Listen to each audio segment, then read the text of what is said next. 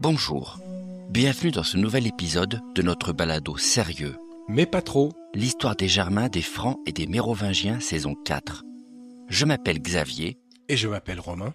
Et nous vous invitons à nous suivre sur les réseaux sociaux Facebook et Instagram à meropodcast.fr. Et à nous donner des étoiles sur votre plateforme d'écoute favorite et à nous partager vos commentaires en nous écrivant à meropodcast.fr@gmail.com. Ceci est l'épisode bonus 72, Saint-Maurice d'Agone. Dans le livre 3 de Grégoire, on trouve la mention suivante sur le bon roi Sigismond du Burgondie autour de l'année 516, avant le début de ses tracas causés par le meurtre sauvage de son fils. Et je lis. Gondebaud étant mort, son fils Sigismond fut mis en possession de son royaume et édifia avec une soigneuse industrie le monastère de Saint-Maurice, où il construisit des bâtiments d'habitation et une basilique. Grégoire de Tours, livre 3. Alors, le phénomène monastique est, comme on l'a dit, l'une des grandes transformations du monde occidental en transition de l'Antiquité vers le Moyen-Âge. Un grand mouvement auquel Sigismond a contribué à sa manière, en fondant le grand monastère de Saint-Maurice d'Agone au pied du col du Grand Saint-Bernard, dans le canton suisse de Valais moderne, et qui reste aujourd'hui encore la plus ancienne abbaye d'Europe occidentale en activité. Alors, un peu à la manière de l'apparition des évêques dans les cités de Gaule au IVe siècle, sorte de génération spontanée de leaders religieux dans chaque ville rendue nécessaire par la diffusion ultra rapide de la nouvelle foi via les centres urbains, les monastères répondent à une logique tout aussi imprévue et erratique. Ce sont la plupart du temps des initiatives individuelles, des hommes rejetant les vanités et les soucis du monde qui décident d'obéir à l'appel ardent du Seigneur. Ça peut être des ex-officiers militaires comme Martin de Tours ou de riches aristocrates comme Honorat, fondateur de l'abbaye des Lérins. Tous ces hommes s'inspirent de l'érémétisme en vogue en Orient et décident localement avec quelques amis de fonder des lieux de retraite spirituels à l'écart des cités. Résultat, au début du VIe siècle, on compte déjà entre 100 et 200 établissements monastiques en Gaule. Des lieux dédiés à l'ascétisme et à la dévotion, à l'écart des affaires de la cité, attirant de plus en plus d'hommes et de femmes dans un monde percuté par les bouleversements politiques, religieux et sociaux de la fin de l'Empire romain. Or, si déjà les 3 piliers que va théoriser saint Benoît en 520 et qui sont le travail, la prière et la lecture de la parole sont déjà plus ou moins adoptés par tous ces établissements, la diversité est encore donc la norme au sein de cette famille un peu anarchique née dans le courant du Ve siècle. Concrètement, la quasi-totalité des monastères sont encore tous situés dans le sud gallo-romain et on ne connaît que très peu d'exemples au nord de la Loire. Et puis, si les monastères masculins sont par définition perdus dans les endroits les plus reculés, ils se doublent peu à peu d'établissements féminins qu'on colle justement aux portes des villes, vu que personne ne veut laisser des jeunes filles à la portée de n'importe quel bandit de grand chemin ou d'aristocrate tenté par le kidnapping d'une future épouse. Quant à la philosophie générale, les monastères aquitains restent très marqués par les premiers établissements de Saint-Martin et recrutent largement des hommes prêts à se frotter aux populations encore païennes des campagnes pour prêcher la bonne parole. Rien à voir donc avec les sudistes comme ceux de l'abbaye des Lérins, au large de Cannes, où des aristocrates richissimes s'éloignent du monde pour donner la majorité de leur temps à l'étude et assez peu au travail manuel ou à l'évangélisation des gueux. Mais plus important que cette diversité, qui ne va pas empêcher la diffusion comme l'uniformisation du modèle à travers le royaume au fil du VIe siècle, c'est surtout la reprise en main par les autorités de l'époque qui est marquante.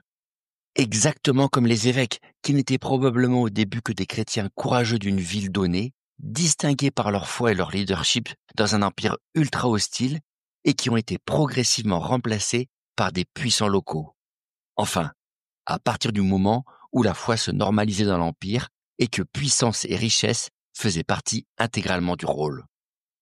Et le phénomène monastique n'échappe pas lui non plus à la récupération, ou au moins à son intégration dans l'organisation politique et sociale du pays. difficile à partir du VIe siècle de ne pas noter le patronage grandissant des établissements monastiques, existants ou neufs, qui passent sous l'influence des puissants aristocrates, à commencer par les rois. Ce qu'est clairement Saint-Maurice d'Agone, pensé comme la nécropole des rois burgondes, alors que Clovis a fait en même temps de Saint-Martin de Tours son établissement phare. Et ça, c'est juste avant que ses descendants, dans quelques décennies, ne se lancent dans leur propre tombeau officiel avec l'abbaye de Saint-Denis. Ce qui est l'exemple même du deal win-win. Les puissants bénéficient d'une surdose de prestige et de prière des moines au travers de ces institutions et consolident ainsi leur propre pouvoir avec l'appui du sacré. Et en retour, les institutions religieuses reçoivent les terres et les richesses nécessaires à leur implantation et à leur extension, grâce à cette générosité un peu intéressée. Résultat, le nombre de monastères va tripler dans le royaume en moins de 100 ans, devenant un élément constitutif du Moyen-Âge naissant et structurant l'espace même du regnum à partir du 7e siècle. Car ces lieux deviennent non seulement des centres d'influence formidables pour la foi et l'étude des Écritures, mais aussi des centres de richesse sans pareil, nouvelle plaque tournante de l'économie locale. Soit que, comme Saint-Maurice, les reliques des saints dont il dispose en font un lieu de pèlerinage d'excellence, à même de récolter les dons des fidèles, soit que le roi contribue à leur fortune grâce à sa propre générosité, ou via l'exemption d'impôts. Petite astuce qui, sans débourser un solidier à court terme, garantit à la porte de ces établissements la constitution de places de marché et d'échanges ultra fructueuses. Fondamentalement, alors que la richesse et la puissance de ces institutions prennent l'ampleur, le modèle monastique apparaît aussi clairement comme un outil entre les mains du roi pour contrer l'influence des évêques. Pour un souverain perpétuellement en lutte pour se faire obéir contre les puissants locaux des cités gallo-romaines, et notamment des autorités religieuses, le monastère devient de fait la solution la plus pieuse et la plus efficace pour battre en brèche leur autorité sans les affronter directement. Que ce soit en favorisant la puissance économique de ces établissements, qui concurrencent peu à peu les cités, d'où les évêques tiraient leur propre richesse, ou en captant une partie de l'aura sacrée liée à la possession de reliques qui commencent à truffer ces monastères, ou encore par l'ascétisme magnétique de ces hommes, les abbés et leurs moines, tous deviennent de redoutables concurrents pour les patrons des diocèses. Malgré les rappels à l'ordre constants de chaque concile, à commencer par celui de 511, où le roi confirmera l'autorité nominale de l'évêque sur les abbés et leurs monastères, rien n'y fera. Et, au-delà des déclarations pieuses officielles, les souverains vont continuellement favoriser les seconds aux dépens des premiers, en leur accordant immunité financière comme protection militaire et judiciaire, pour s'en faire, peut-être pas des cinquièmes colonnes, mais au moins des alliés à l'intérieur de l'institution ecclésiastique. Un investissement apparemment malin de la part des rois, mais qui ne va pas forcément toujours leur porter chance. Sigismond le Burgonde se fera tellement d'ennemis durant son règne qu'après sa défaite militaire contre les Francs, il sera trahi par ses propres hommes et arraché à son abbaye pour être livré à ses ennemis.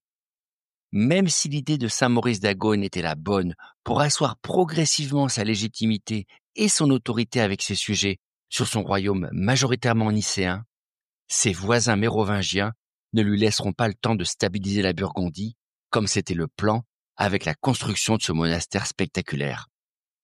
Quant aux Mérovingiens, leur brillante idée de devenir les parrains de ce genre d'institution pour doper leur propre prestige va tellement bien fonctionner qu'elle va susciter, évidemment, de brillants imitateurs. Les grands aristocrates du royaume vont magistralement recycler les mêmes techniques, voire se dégoter des saints et des reliques dans leur propre lignée d'ancêtres, afin de fonder à leur tour leur propre monastère, à même de les hisser progressivement au niveau de gloire et de prestige de leurs maîtres. Et en particulier, une famille de francs du nord-est du Regnum, celle d'un certain Karl Martel, qui va magistralement démontrer qu'avec assez d'or et assez de soldats, mais aussi avec assez de monastères derrière lui, parfois, l'apprenti peut finir par dépasser le maître.